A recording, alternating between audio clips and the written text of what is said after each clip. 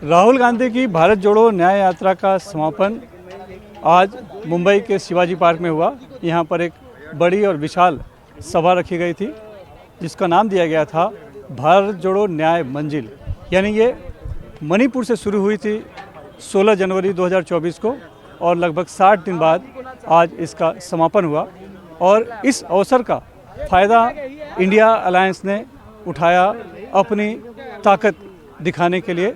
कल ही देश में चुनाव आयोग ने चुनाव की घोषणा की, तारीखों की घोषणा की और आज ही से इंडिया अलायंस को मौका मिल गया, यानी कि विपक्ष को मौका मिल गया अपनी ताकत दिखाने के लिए और यहाँ पर एक शंखनाद करने का, बीजेपी के खिलाफ, एनडीए के खिलाफ और मौजूदा सरकार के खिलाफ चुनाव में एक बुगल बजाने का, उन्हें यहाँ से एक संदेश देने का अपने समर्थकों को, अपने वोटरों को कि देश का लोकतंत्र खतरे में है, संविधान खतरे में है और जिस तरह से एजेंसियों का इस्तेमाल हो रहा है, ईडी हो, सीबीआई हो, इनकम टैक्स हो, तो उससे डरने की ज़रूरत नहीं है, इसमें लड़ने की ज़रूरत है।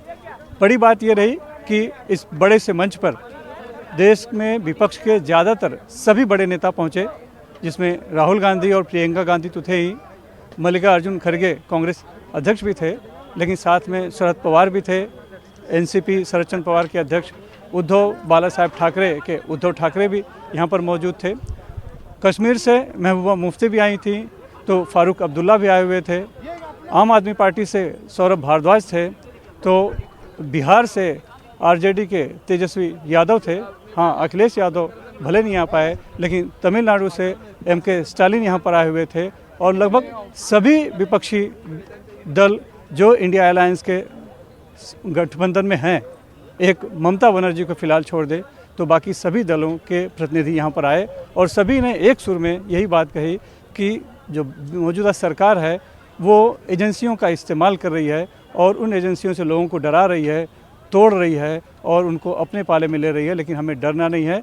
और ये जो कोशिश हो रही है, ये संविधान को तोड़ने की कोशिश हो रही है। खास करके उनका कहना था कि वो 400 पार जो लाने की बात कर रहे हैं, तो उसका मकसद ये है कि वो संविधान को बदलना चाहते हैं। तो हमें संविधान को बचाना है, इसीलिए सभी को लड़ना है, डरना नहीं है और बड़ी संख्या में वोट डालना है। यहाँ पर जो गरीबी, महंगाई, बेरोजगारी का तो मुद्दा उठा ही, लेकिन चूंकि चुनाव है और चुनाव ईवीएम से होना है, तो ईवीएम पर भी एक तरह से हमला बोला गया और ये कहा गया कि जो प्रधानमंत्री हैं उनकी जो आत्मा है वो ईवीएम मशीन में रहती है। ये तेजस्वी यादव ने कहा, जिस तरह से राजा की आत्मा रहती है, तो हमें ईवीएम मशीन को हराना है और कोशिश ये है। और इसीलिए अगर ईवीएम मशीन को तभी हराया जा सकता है जबकि बड़ी संख्या में लोग मतदान करेंगे, तभी ये संभव हो पाएगा।